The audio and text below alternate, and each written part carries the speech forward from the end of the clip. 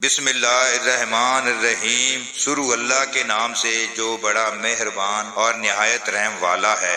حدیث نمبر 1311، حضرت جابر بن عبداللہ رضی اللہ عنہ سے روایت ہے، انہوں نے فرمایا ہمارے سامنے سے ایک جنازہ گزرا تو نبی صلی اللہ علیہ وآلہ وسلم اس کے لیے کھڑے ہو گئے، ہم بھی کھڑے ہو گئے اور عرض کیا اللہ کے رسول یہ تو ایک یہودی کا جنازہ تھا۔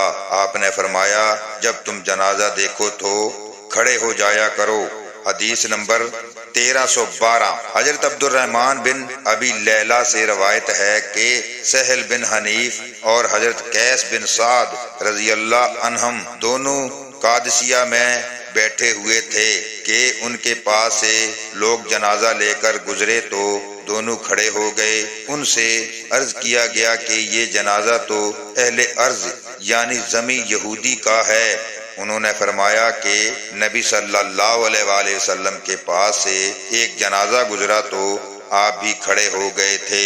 آپ سے عرض کیا گیا کہ یہ یہودی کا جنازہ ہے تو آپ نے فرمایا کیا یہ نفس نہیں ہے؟ حدیث نمبر 1313، حضرت ابن ابی لیلہ ہی سے روایت ہے، انہوں نے کہا میں حضرت قیس اور حضرت سہل رضی اللہ عنہم کے ساتھ تھا۔ ان دونوں نے فرمایا کہ ہم نبی صلی اللہ علیہ وآلہ وسلم کے ہمراہ تھے۔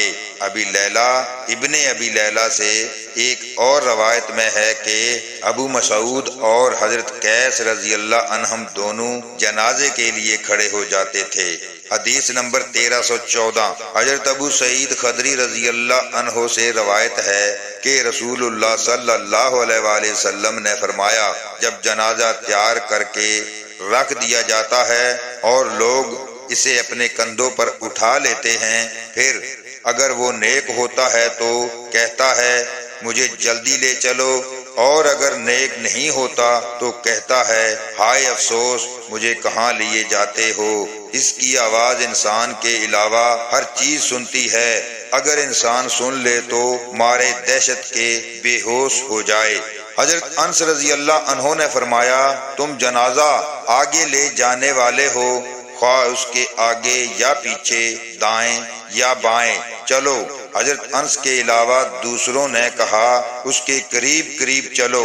حدیث نمبر 1315، حضرت ابو ہریرہ رضی اللہ عنہ سے روایت ہے، وہ نبی صلی اللہ علیہ وآلہ وسلم سے بیان کرتے ہیں کہ آپ نے فرمایا جنازے کو جلدی لے کر چلو، کیونکہ اگر وہ نیک ہے تو تم اسے خیر کی طرف لے جا رہے ہو، اور اگر برا ہے تو بری چیز کو اپنی گردنوں سے اتار کر سب قدوس ہو جاؤ گے۔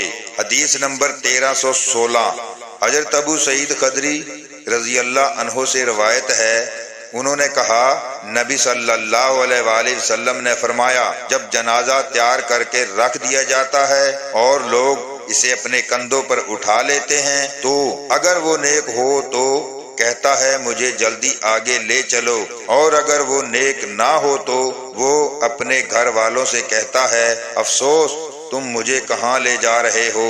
انسانوں کے علاوہ اس کی آواز کو ہر چیز سنتی ہے، اگر انسان اسے سن لے تو مارے دہشت کے بے ہوش ہو جائیں۔ حدیث نمبر 1317، حضرت جابر بن عبداللہ رضی اللہ عنہ سے روایت ہے کہ رسول اللہ صلی اللہ علیہ وآلہ وسلم نے نجاشی کی نماز جنازہ پڑھی اور میں دوسری یا تیسری صف میں تھا۔